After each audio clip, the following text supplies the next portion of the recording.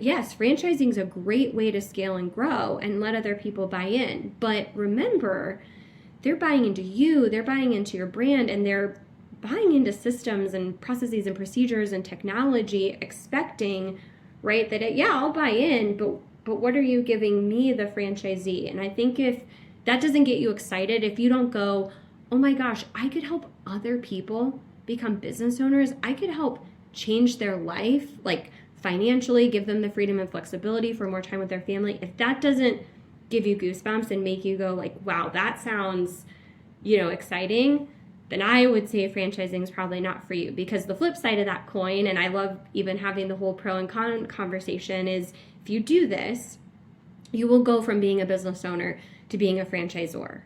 And now you've got kids and you got to raise them.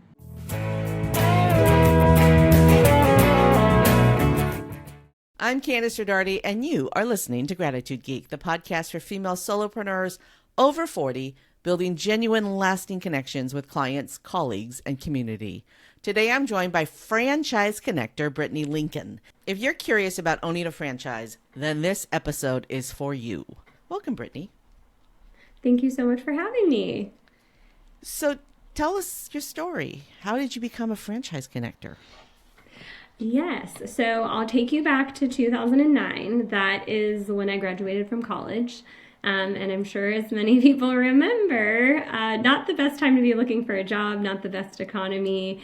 But I landed a job as a receptionist at an insurance company and basically learned, and this is no offense to any underwriters out there, that I could not live my life behind a desk, underwriting insurance policies and claims for people. And so I did what I thought was the next best thing, having graduated with my degree in business.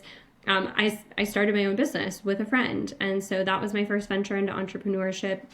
We opened a store in downtown Denver. It was a gift boutique. We sold cards and stationery and baby gifts. And I will say we did our research and we kind of found this niche where there wasn't anything like that in downtown Denver. And there's so many businesses and there's lots of tourism. We're on this great block that had lots of local restaurants. And I'll keep it short, but it was so amazing. It was everything I wanted and more until it wasn't, because we were below a nightclub and we had flooding issues within our first month of being open. And then it happened like 4 more times in our first year. My business partner, who at the time was one of my closest friends, didn't want to continue. And I really did. I wanted to move the store. It was our baby. It was blood, sweat, and tears. So I also learned the tough lesson that, sometimes business and friendship don't mix, and we're friends today and we work through it. But at the time, it was a tough loss. And so I fell into advertising sales after that for about a year, made 100 cold calls a day, cut my teeth, that way. And then my uncle was a consultant helping people buy franchises. And he was working with a company in Denver where I live, that was a handyman franchise concept, and they had just lost their salesperson, and the founder was doing all the sales, and he connected us, and I'll love them forever for that. They took a shot on me. I was very young. I didn't know anything about franchising, but I'd had my own business and I had, done sales. And so fast forward 13 years later, I've worked for service brands. I've worked for retail, health, wellness, fitness, medical, now food, you name it. And it's been really fun. I get to help other people that want to be entrepreneurs, but don't necessarily want to start, a business from the ground up and reinvent the wheel completely. Take that step, become business owners. I like to say that franchising is entrepreneurship light. You're still being a business owner. You're still doing all those things. You just want to invest, with a brand that's established. You want to have a franchisor. You want to have a playbook. And so about a year ago, some colleagues and I formed the company that I'm currently a partner in and a VP at, called Limitless Franchise Growth. And so we help new and emerging franchisors come to market with franchising their concept. But I spend my days speaking with people, that are interested in buying into these concepts. And then I am also in the process of launching a networking platform that is just for women that work in the franchise industry, called Females in Franchising, because one of the things I've experienced, and I'm sure many listeners, if they're females in the corporate world and whatnot, have, is we're really underrepresented still today in franchising. We make up, a small portion of, the C-suite. Right now, there's about a little more than 3,000 unique franchised businesses in the U.S. So think of those as franchisors. Think of the brands that in food and things like that. But there are over 800,000 individual franchised owned businesses. Those are the franchisees, right? These are the people that own, the Massage Envy that you go to and things like that. But from the research I've done, it looks like only about 30% of those 800,000 businesses are owned by women. And so they're the minority when it comes to, ownership. And maybe an even more interesting stat I've been researching, and it's hard to find numbers on this, but when you look at those 3,000 plus franchisors, franchised businesses, as far as I can tell, less than 10% of them were female founded companies. And so I love franchising and I want to shine a light on my industry, whether you're interested in buying a franchise. Maybe if you're a young woman that's graduating and you're interested in a career, I've loved my career in franchising. If you are a vendor and you might be able to come into the franchising world and offer your services. So I am definitely focused on trying to bring more women into the industry. And then my platform will be a members only platform. I'm building it out on Circle. And my whole goal is just to connect more women. I've made tons of amazing relationships over my 13 years. It took me really until like the last 6 years to have some really great female mentors and coworkers, and they were kind of my inspiration for this. But I want to give more people, more women in franchising, the ability to connect and share ideas and share best practices. And I believe really strongly that we're stronger together and that we can, elevate each other if we can just come together and get connected on a platform that's designed specifically for our industry. And so last thing I'll say, I'm a part of some really amazing women in business, female entrepreneur networking platforms. There are a lot of platforms out there geared towards, females in the corporate world. Franchising is like this really interesting middle ground between those two, sides. And so there's just nuances, there's vernacular, there's things in franchising that when you all talk the same talk, it's so nice, even if someone is meeting you for the first time, if you both come from franchising, you're going to have, things in common. You're going to have the same vernacular. So that's me. There is a little shop here in the town that I live in called the Cheese Lady. I'm giving you a shout out, Cheese Lady. I thought that she was just a locally owned store. And then I found out that she actually turned her business into a franchise. And there are cheese ladies across Michigan, I think in other states too. But she started the original one here in our little town and just, gave people the opportunity to turn to do what she does in other touristy areas, which it just seems like the Cheese Lady, I mean, that's definitely geared towards a woman. I mean, would a man buy a franchise called the Cheese Lady? But it really, because in touristy towns, I don't know about you, but whenever I go to a touristy town, I look for the cheese shop. I look for the oil and vinegar shop. I look for the place where I could get the postcard for the town I'm in. And so if you don't have a cheese store, if you don't have a local, little place where you can get local foods or even international foods, you're missing out on something. But that's a really hard business to figure out on your own. So I just thought it was brilliant that she franchised it. If someone is like the Cheese Lady and has this great business model, what are the steps to going from I own this business, this is my brick and mortar, to you can use my name and here's how I do my systems? What's that process look like? Yeah. So I will say I'm going to take a quick step back, and I love having this conversation because to me there's some pillars, boxes you have to check before you even want to take those steps. And then we can talk about what some of those steps looks like. And that's part of what my company LFG helps people with. But I always love to share this because I think this is going to be so helpful for anyone listening. Probably these were all true about the Cheese Lady before she franchised. So number one, and I'm sure you'll giggle and most people do, but is your business profitable? It seems like such a duh, but I would add to that, well, how profitable, right? I mean, sort of if it doesn't make dollars, it doesn't make sense. But how profitable is your business? Because most investors, most people looking to buy into a franchise, right? One of the things that they're going to assess is, if I make this investment, how much do I get back? What is that payback like? It's just like them investing in stocks or mutual funds, right? They're going to have a somewhat, similar mindset to that. And typically in franchising, there are fees. There's usually two very common fees that you as the franchisor, right, Cheese Lady, is going to charge all of her locations, and that's a royalty. And then usually there's like a brand or an ad fund, sort of this rising tide lifts all ships of, hey, if all the franchisees pay into that, then we can, either do targeted marketing while we're small and over time market nationally. And I would say altogether, most brands these days, whether it's brick and mortar like the Cheese Lady, service, you name it, probably anywhere from 8 to 10% is coming back to the franchisor. So if you're saying, oh yeah, my business is profitable, I make 15% every year. Well, after those fees, that means your franchisee might only be making 5. That's not super exciting. So 15% is your business is not really profitable. Right. So is your business profitable? Number one. How profitable? Sort of a sub question under that. Will it be profitable after fees? And start to think about, if someone were to replicate this, if someone were to open a Cheese Lady, if someone were to open, one of these in another location, how much would it cost them to open? And then do the math of how long would it take them to see that payback? Because those are the questions that companies like mine that want to help you franchise are going to ask, but those are for sure the questions that any potential prospective franchisee will ask. So that's number one. Number two, is it repeatable?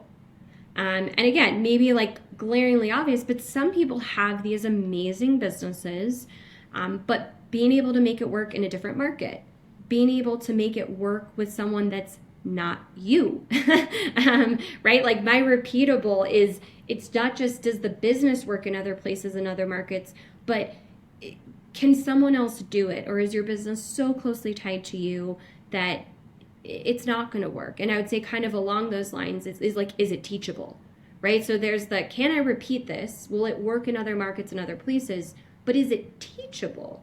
If it's teachable and repeatable, it's probably scalable. But if you're missing one of those things, or if you've got to be a brain surgeon, to be able to, replicate this business, then you're going to limit the pool of people that you could bring in and sell and help them grow. My next thing would be, are you, as a founder, someone that people will want to buy into? Because your personal brand matters, your why, right? The Cheese Lady, I have to assume she probably just really loved cheese and wanted, like, I love cheese, right? And other people go, oh my gosh, I could bring that to my town. We don't have anything like this. Just like you said, there's a level of passion that, one, I think the founder needs to have for their business and that people will buy into. But two, and you kind of alluded to this, are you passionate about helping other people become business owners? Because a lot of people look at franchising and think, ooh, I could scale. I could scale with other people's money. That's probably the biggest thing that a lot of founders and business owners think is like, okay, rather than me investing in more, service areas, locations, bringing someone to my cap table, selling out to private equity, franchising is a great way to scale and grow and let other people buy in. But remember, they're buying into you, they're buying into your brand, and they're buying into systems and processes and procedures and technology, expecting, right, that I'll buy in, but what are you giving me, the franchisee? And I think if that doesn't get you excited, if you don't go, oh my gosh, I could help other people become business owners, I could help change their life, like financially, give them the freedom and flexibility for more time with their family, if that doesn't give you goosebumps and make you go like, wow, that sounds, exciting, then I would say franchising is probably not for you. Because the flip side of that coin, and I love even having the whole pro and con conversation, is if you do this, you will go from being a business owner to being a franchisor. And now you've got kids and you got to raise them. You don't, right? Mm-hmm. So licensing is another conversation I have with people sometimes, and a lot of businesses choose licensing first, because if you just license your name and your IP, you could let someone go out and figure out how to find their location, how to, right? that can sometimes be a great way to start or a model that people stick with. But franchising, if I'm coming to you and buying a franchise, I'm expecting that I'm getting the business plan, the playbook, that you're supporting me, you're training me, you're helping me find my location, you're giving me marketing SOPs, ops SOPs, sales, HR. It's a business in a box. Yeah. And so there's a lot to think about with that too as an owner of, does that excite you? Do you maybe already have a team where you're like, oh, I could put those people in place. These people that already work for me could do that. So those are my main things, right? Of you really got to check those boxes. Otherwise, I would say franchising just might not be right for you. And then steps, I will say there's a lot of steps. I would also encourage people, you can't really know if your business is repeatable and teachable unless you have multiple locations or multiple service areas. So I got a lot of people on, yeah, you have one killer location. And yes, people are emailing you and saying, oh, Kandas, can I open one of what you have in my market?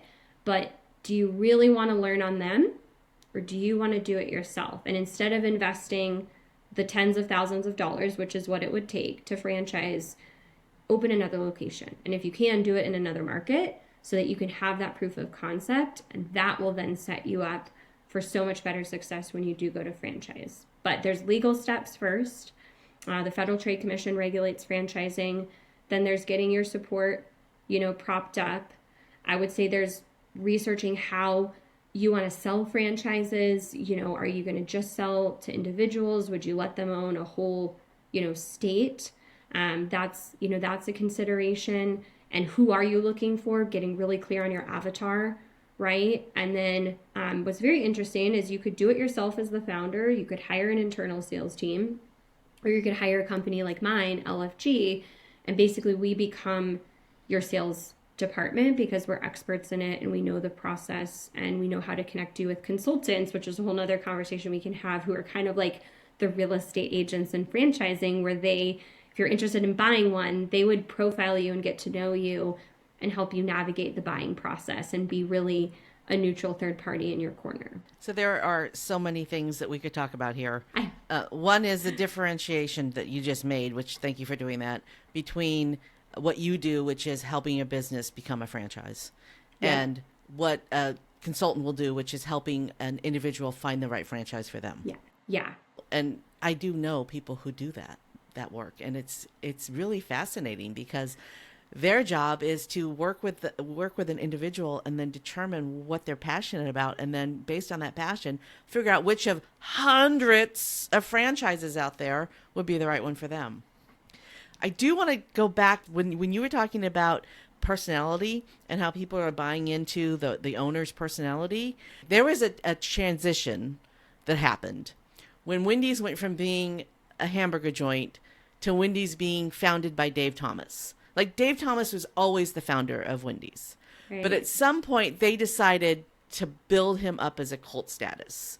Yes. And when they started putting his pictures on the wall and talking about why Wendy's was founded, that is when Wendy's became what it is today, which is, I don't know about you, listener, or you, Brittney, but if we are given a choice on a corner and there's 4 fast food restaurants on a corner, we're going to pick the Wendy's if Wendy's is one of the options, right?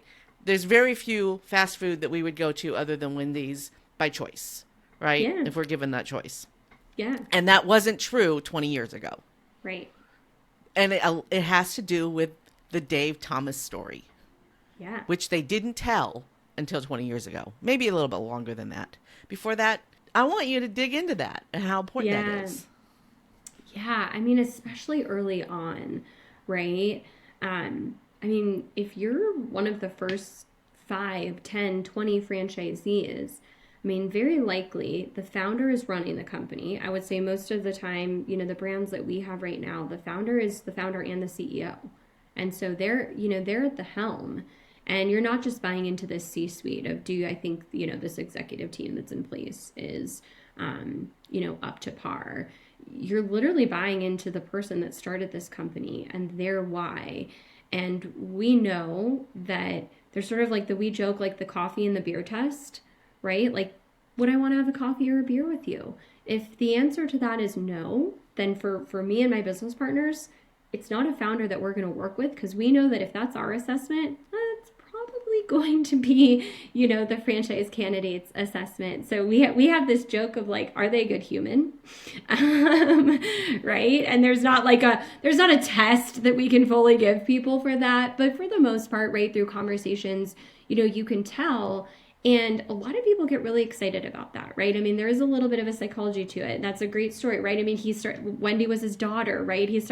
People loved hearing this story of why he started it, and she became the logo. And we're tribal creatures, and we like to know things, and there's psychological. It's like if you're watching a video and it gets cut off halfway, like your brain is literally like, no, right? We want to know the why. We want to know the story behind it. That is just so, it's natural to us, right? It's human nature. And so when people can not only hear that story, but hear it firsthand and maybe get to spend time with them. I mean, we actually bake that into our whole sales process, because we know that as much as they're buying into them and you can hear the story, right, or read the story, if you can see it, if you can meet them, it's super important. And these days with social media and how are they showing up online and how are they, right? People are going to research you, whether they just Google you or they look at your LinkedIn and your Instagram and all of that. But now you have AI and it can compile all of that for you in,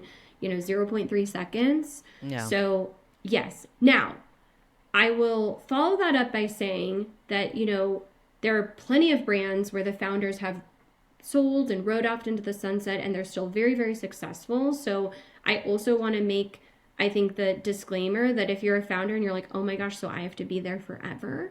It's like, no, I don't think you do, but you're establishing who you're looking for. You're going to attract the right type of people if you are authentically you and sharing why you started this business and who you're looking for.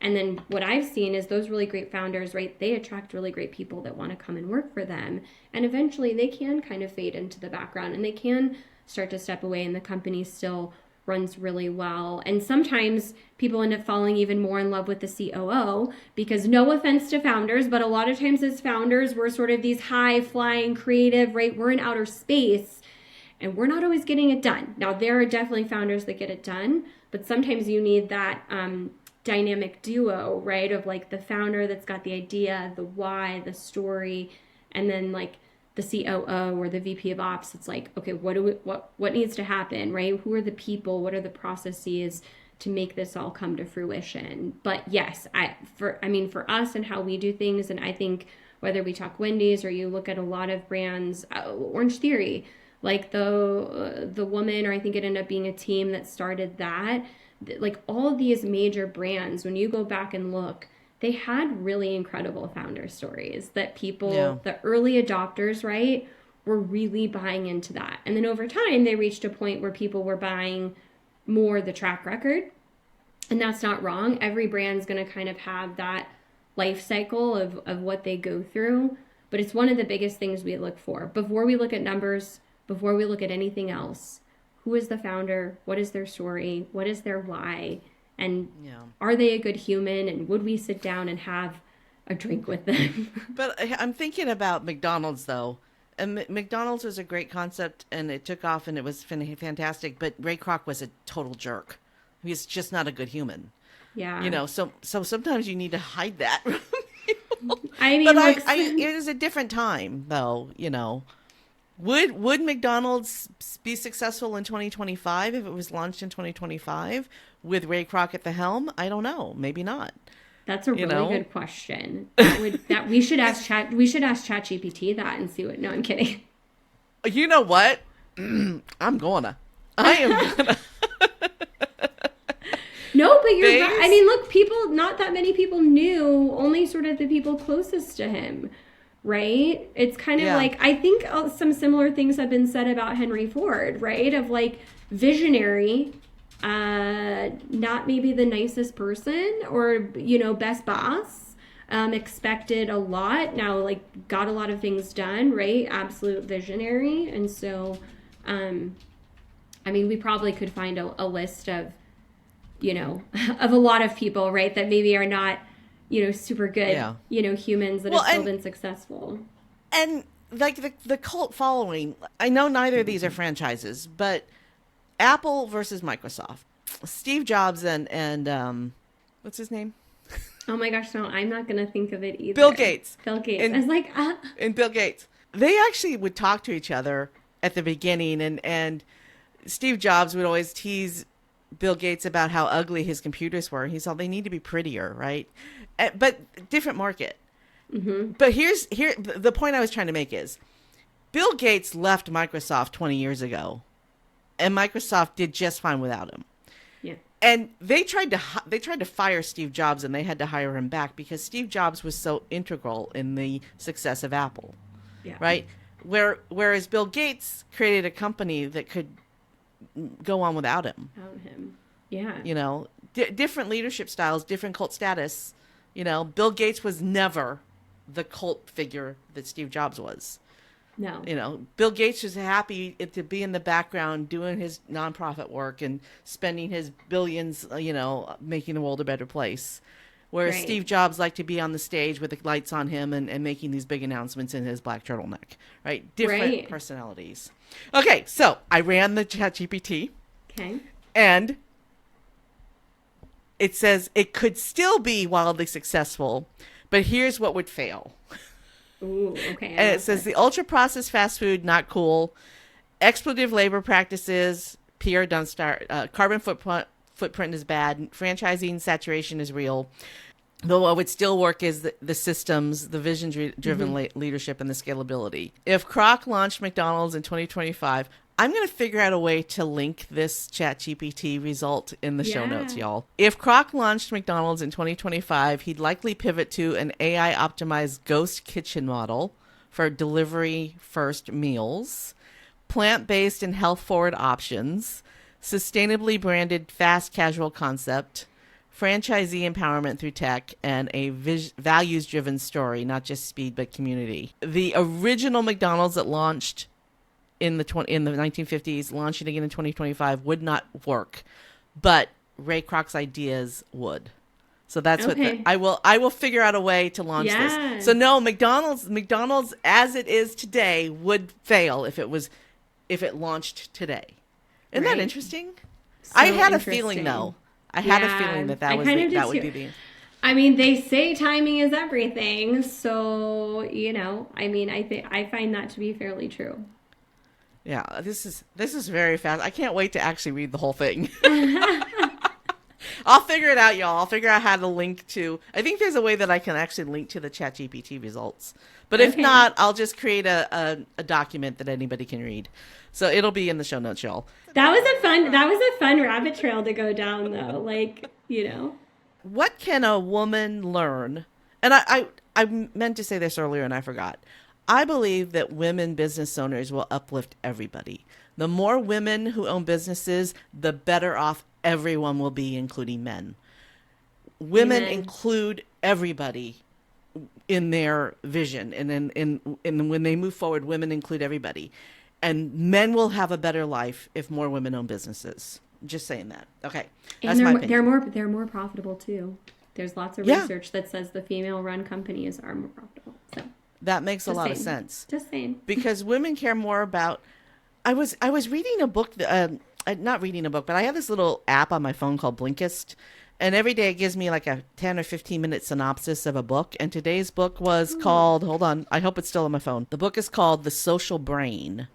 Ooh, okay. And it's talking about.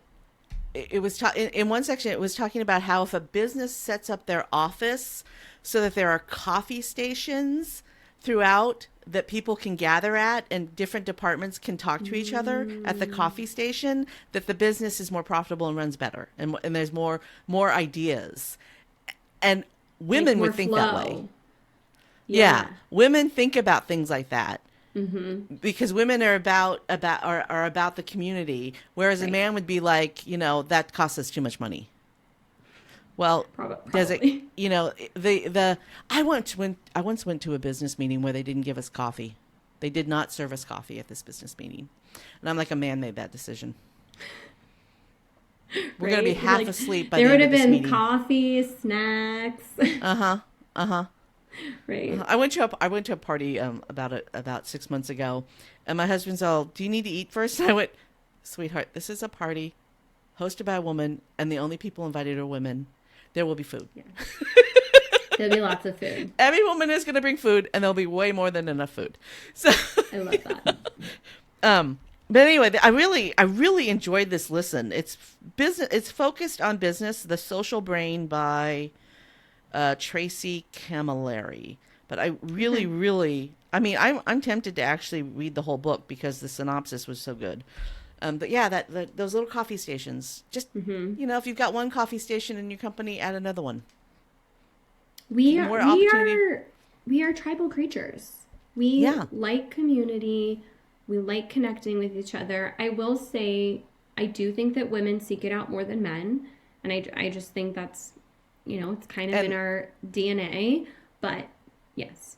But I think that is a mistake because thousands of years ago, men went out hunting together. Right. And they relied on each other. Yeah. And they need community too. Yeah, this whole concept of I can do it by myself, I don't need a community, is false based on our DNA. Yeah. Our DNA turned us into hunter-gatherers, and the hunters hunted together. They didn't go out. A man didn't go out hunting by himself. Right. He went in a group. Yep.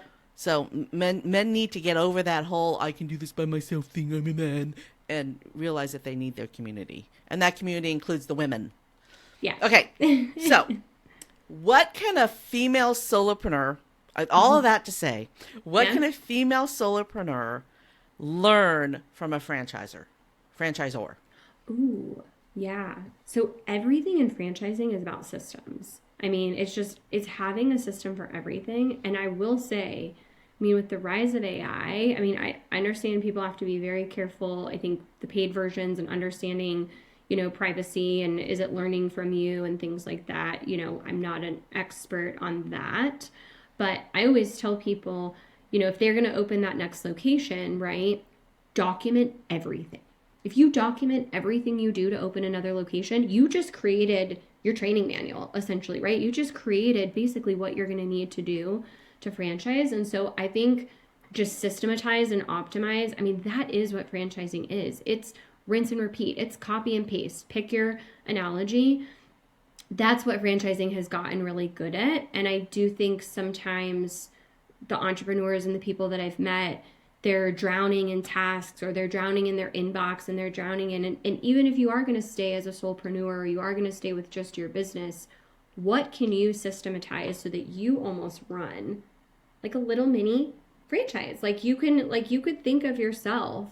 I think if people shifted their mindset to that might be a really big game changer. I'm even working through some of that right now with females in franchising of how much can I systematize? Can I use, an AI chatbot or assistant, to help with support and things like that? Because I'm just not at a level where I need to bring, on a team. And so I'm going through some of those conversations, and I do have a pretty good mind for systems because everything I do in my sales process is a system.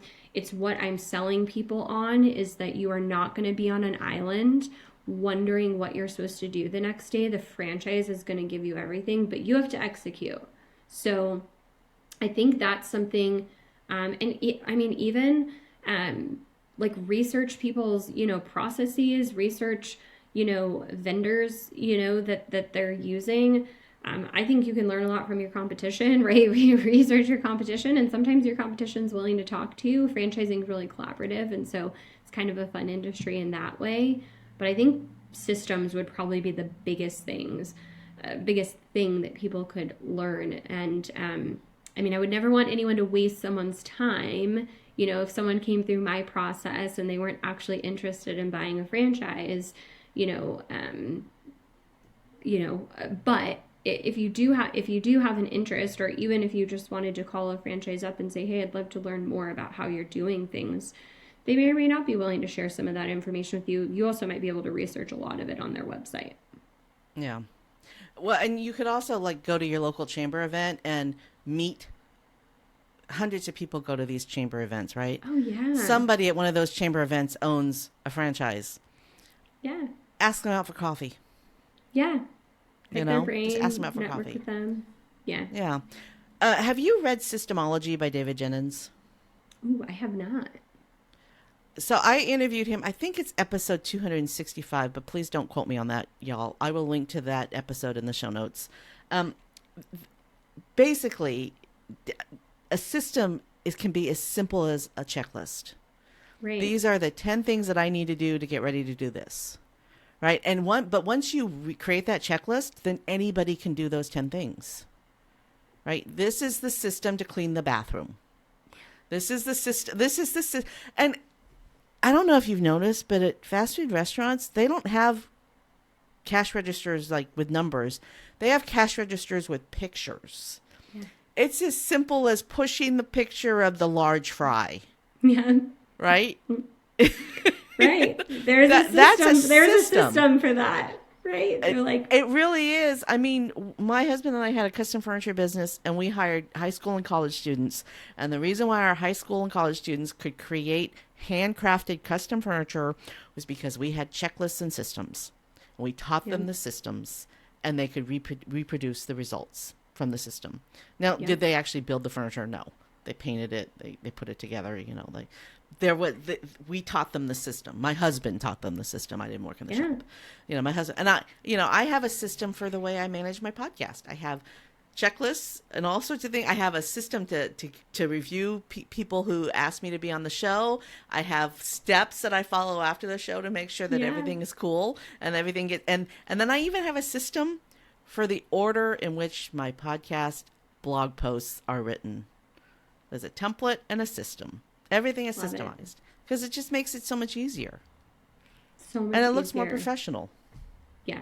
So is there anything that we have not covered that you want to talk about? Maybe just a quick touch on those consultants. I know you mentioned that you know them or you know a few. And I just always like to kind of give them a shout out to say, because if someone's listening, they're like, wow, a system, a playbook. I could be a business owner, but I wouldn't have to think of the business idea and then, build it and hope, and pray that I don't step into too many potholes, that it works. Then there are tons of organizations out there that I would say a lot of these consultants end up joining because those organizations take the time to vet franchises and things like that. And who knows, you might even go through your LinkedIn inbox and see that you have some in-mail from some of these consultants.